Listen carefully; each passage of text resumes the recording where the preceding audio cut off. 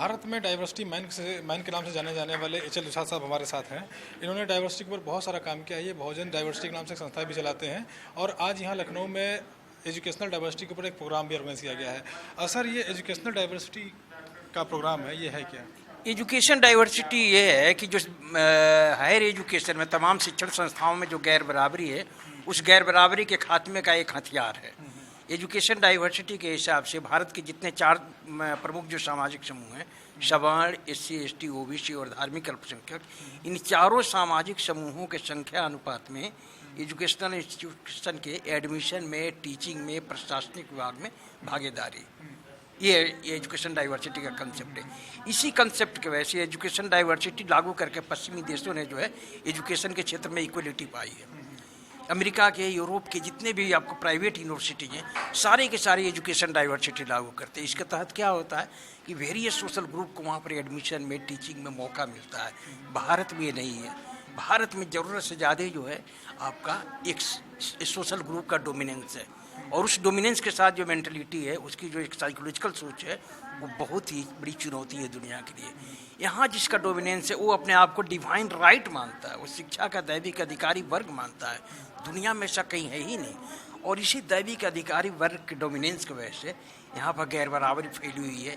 यहाँ पर भीषण घुटन है, और उस घुटन को न झेल पाने के कारण ही रोहित वेमुला ऐसे लोग जो है मरते हैं। एजुकेशन डाइवर्सिटी के अंदर संख्या के अनुपात में जिसकी जितनी भागीदारी, उसका उतनी हिस्सेदारी के हिसाब से एडमिशन मिलना चाहिए। यही है जो मैंने सिंपल सी भाषा में कवि कांसीराम ने कहा था, जिसकी जितनी संख्या भारी उसकी उतनी भागीदारी।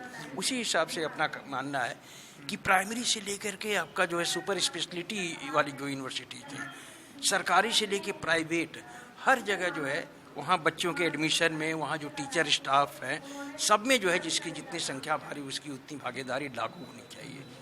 आप सुन के ताज्जुब रह जाएंगे कि भारत एकमात्र ऐसा देश है जहाँ सदियों के परंपरागत तबके का, अर्थात सवर्णों का, प्रोफेसर के पदों पर 98.5% डोमिनेंस है। ऐसी गैर बराबरी कहीं है ही नहीं।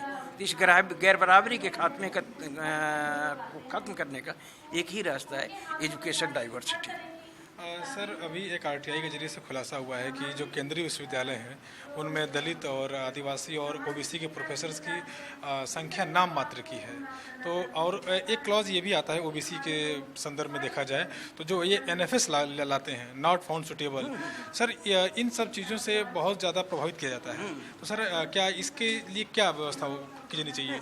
यही तो है। आप जिस समस्या की तरफ इशारा करना चाहते हैं उसके विषय में मैं बता दूं कि जो RTI के तहत सूचना मिली है, उसके तहत सेंट्रल यूनिवर्सिटी में 10 से 5% सवर्णों का प्रोफेसर के रूप में 98.5% डोमिनेंस है, और 85% आबादी जो है 1.5% अवसरों पर ये है, यहाँ पर भी है।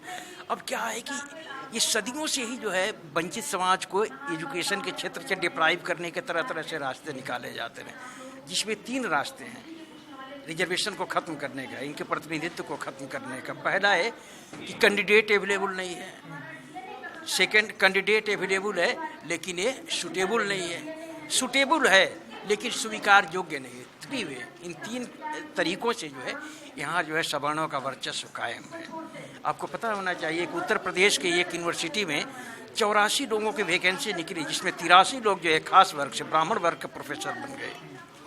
ये सब जो विसंगतियाँ हैं उसके खात्मे का बस एक ही तरीका है, एजुकेशन डाइवर्सिटी। मतलब जिस समाज का जो संख्या अनुपात है उस अनुपात में उनको जो है वहाँ पर अवसर मिले। सर, सरकारी स्कूलों में एक तरह से रिजर्वेशन के जरिए बच्चे आ जाते हैं, लेकिन जो प्राइवेट स्कूल हैं जो शिक्षा का प्राइवेटाइजेशन किया जा रहा है, उसमें तो एजुकेशन डाइवर्सिटी की बात कैसे आप जो है फिट करेंगे? बहुत अच्छा सवाल आपने किया। ताज्जुब की बात है कि भारत में इस पर जो सवाल ही नहीं उठ रहे हैं, जबकि आपको ये जान करके खुशी होगी कि वेस्टर्न कंट्री के जितने भी डेमोक्रेटिक देश हैं, सारे के सारे देश जो है प्राइवेट सेक्टर में जो है वो रिजर्वेशन लागू करते हैं। जैसे मैं थोड़ी देर पहले आपको बता रहा था कि अमेरिका की हार्वर्ड यूनिवर्सिटी है, कोलंबिया है, पेंसिल्वेनिया इत्यादि सो कॉल्ड जो बड़ी बड़ी यूनिवर्सिटियों का नाम हम लोग सुनते हैं, सारे के सारे प्राइवेट सेक्टर में हैं। वहाँ जो है छात्रों के एडमिशन में, टीचिंग स्टाफ में वेरियस रेशियल जो ग्रुप है, विभिन्न समाजों का जो प्रतिनिधित्व है, उसको वहाँ पर दिखलाने का प्रयास होता है। ये प्राइमरी लेवल से लेकर के हायर सेकेंडरी तक भारत में भी चीज़ होना चाहिए। उसी की लड़ाई लड़ने के लिए तो आज के कार्यक्रम में एजुकेशन डाइवर्सिटी का आह्वान किया गया है। छात्रों और गुरुजनों से कि आप ये लड़ाई लड़ो। बिना एजुकेशन डाइवर्सिटी की लड़ाई लड़े इस देश में शिक्षा में जो हजारों साल से गैर बराबरी है उसका खात्मा नहीं हो सकता है। सर यही सवाल है कि प्राइवेट जो इंस्टीट्यूशन हैं जो चलाते हैं, प्राइवेट संस्थान चलाती हैं और उनमें ये एडमिशन अपने हिसाब से करते हैं, तो सर उनमें एजुकेशन डाइवर्सिटी कैसे फिट बैठेगा, इसका क्या समीकरण आप लोग बिठाएं, जरा उसके बारे में बताइए। दबाव से सत्ता के द्वारा जो है, देखिए जितनी भी एजुकेशनल जो प्राइवेट यूनिवर्सिटीज हैं, आखिर कहीं ना कहीं ऊपर से इनको कंसेंट लेना पड़ता है ना, सरकारों की स्वीकृति के बाद ये संस्थाएं होती है। सरकार यदि मजबूर कर दिया जाए सरकारों को कि आप उसमें ये चीज़ें लागू कराओ, उसी शर्त पर हम जो है इसका परमिशन देंगे, ये चीज़ें लागू हो सकती है। मसलन आप जानते हैं कि प्राइवेट स्कूल जो है, ढेरों प्राइवेट स्कूल, उनको सुविधा दी जाती है और कम किस्त पैसे पर जो ज़मीन दे दी जाती है, लोन दिया जाता है। उसमें ये कंडीशन है कि आपको 25% जो है गरीब बच्चों को ये करना पड़ेगा, ये प्रतिनिधित्व देना पड़ेगा। तो जब गरीब बच्चों का कंडीशन रखा जा रहा है, उसी तरीके से यदि हम लोग दबाव बनाएं सत्ता पर, तो एजुकेशन डाइवर्सिटी की शर्त भी सरकारें रख सकती है, उसमें उनको कोई दिक्कत नहीं। प्राइवेटाइजेशन के ऊपर ही सवाल है कि सरकारी स्कूलों में रिजर्वेशन के आधार पे छात्रों का एडमिशन हो जाता है, लेकिन प्राइवेट स्कूल अपनी मनमानी करते हैं और जो 25% की बात होती है, उस 25% गरीब बच्चों की बात होती है, उनमें भी वो अपने मनमाने लोगों को चुन लेते हैं। और उन प्राइवेट स्कूलों में जो बहुजन समाज की बात कर रहे हैं, जिनमें ST, SC, OBC माइनॉरिटी के लोग आते हैं, इनको प्रतिनिधित्व नहीं मिल पाता क्योंकि इनके पास पैसा नहीं है। तो सर और प्राइवेट स्कूलों को इतना ज़्यादा हाइप कर दिया गया है कि सरकारी स्कूल उनके मुकाबले बहुत पीछे हो गए हैं। तो सर ये इन सब चीज़ों को कैसे जो है हैंडल किया जाए? ये प्राइवेट स्कूलों का बढ़ावा जो है, नरसिम्हा राव की जो 24 जुलाई 1951 को ग्लोबल पॉलिसी उन्होंने अडॉप्ट किया, उसी का परिणाम है।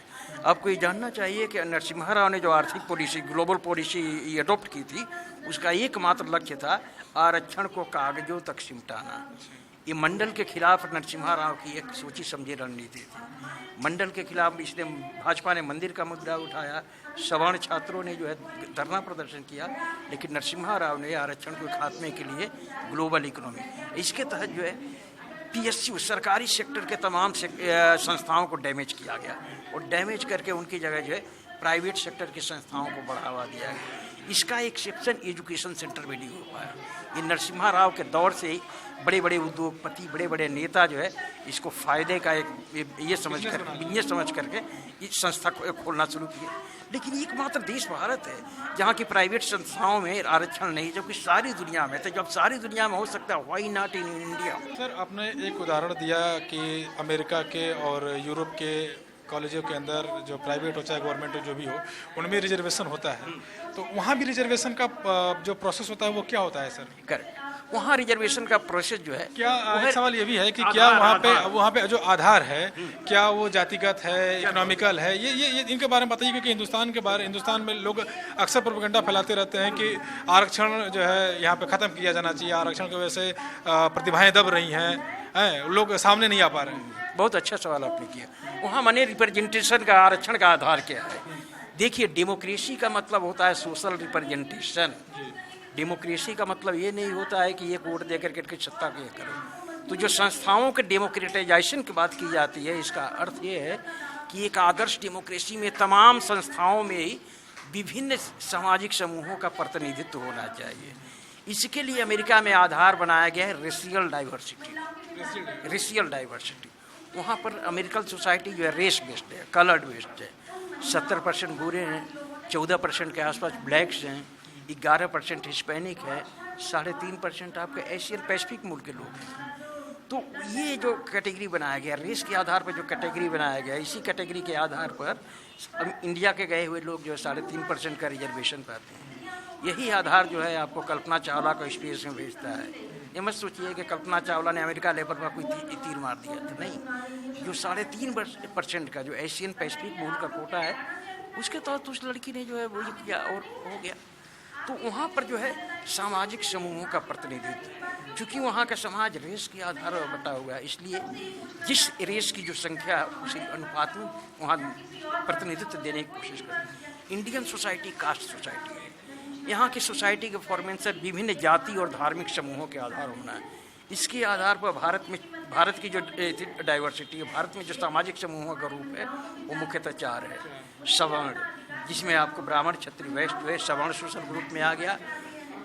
नेक्स्ट आई ओबीसी, ओबीसी में कई हजार जातियां हैं। तीसरा जो सामाजिक समूह SC ST का, इसमें भी ये है। उसी तरीके से जो चौथा सोशल ग्रुप है वो है धार्मिक अल्पसंख्यकों का।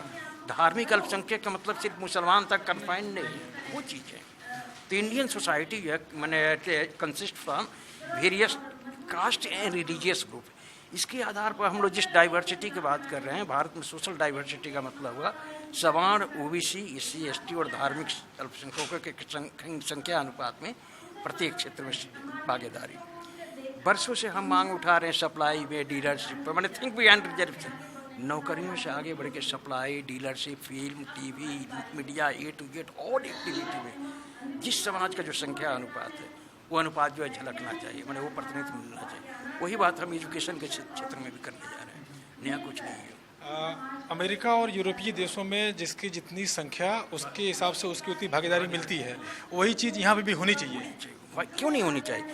भारत के पास मौलिक सोच कुछ नहीं है। आप यहाँ देखते हैं कि फिल्म, TV, टेक्नोलॉजी इत्यादि जितनी भी है, सारी की सारी चीज़ें जो है अमेरिका से हायर की हुई है। तो जब आप अमेरिका की टेक्नोलॉजी अपना करके आप बॉलीवुड, हॉलीवुड के मुकाबले बॉलीवुड में फिल्में बना सकते हो, यहाँ की वहाँ की फैशन टेक्नोलॉजी, अब तमाम चीज़ें जब एक why not a democratic system आप क्यों नहीं अडॉप्ट करोगे? यहाँ का शासक वर्ग नहीं करना चाहते और इसलिए वो सफल है कि जो शासित है बहुजन समाज के लोग इसके लिए जो है प्रयास नहीं कर रहे हैं, दबाव नहीं बना रहे हैं। ये दबाव बने, इसके लिए बहुजन डाइवर्सिटी मिशन पिछले 10 सालों से कोशिश कर रही है। ये बात आपने बिल्कुल सही कही कि अमेरिका से हथियार ले सकते हैं, अमेरिका से एरोप्लेन ले सकते हैं, फाइटर प्लेन ले सकते हैं, अमेरिका से हॉलीवुड की फिल्मों के नकल पे बॉलीवुड की फिल्में बना सकते हैं, तो फिर एजुकेशन डाइवर्सिटी मीडिया का भी ले सकते हैं। लेकिन जो एजुकेशन डाइवर्सिटी की बात होती है उसको नहीं ले सकते। ये वही सही बात है। आप तमाम चीज़ों में उनसे आइडिया बोरो करते हो। हालांकि ये भी आपको बता दूं कि अमेरिका में जो डाइवर्सिटी के आइडिया है ना, वो बेसिकली भारत के रिजर्वेशन पॉलिसी को एडॉप्ट करके बनाई गई। वहाँ पर 1967 के दशक में जब इस अश्वेतों ने अपने अधिकारों सर जरा इसको डिफाइन कीजिए कि जो अमेरिका का रिजर्वेशन सिस्टम है वो भारत से इंस्पायर्ड होकर बनाया गया, इसको जरा सा डिफाइन कीजिए, क्योंकि मैं ये चाहता हूँ कि जो दर्शक है वो ये जाने कि आरक्षण जो है हर जगह है और हर वर्ग को दिया जाता है और जिसकी जितनी संख्या हो उसके हिसाब से दिया जाता है, तो वो भारत में बेकार नहीं है, खराब नहीं है, वो सही है। देखिए, भारत जो है वैसे तो एक तरीके से मॉडर्न आरक्षण का गुरु भारत है। बाबा साहब ने भारत में रिजर्वेशन का जो ये किया, सिद्धांत दिया, यही सिद्धांत अपना करके सारी दुनिया में गैर बराबरी का खात्मा किया गया है।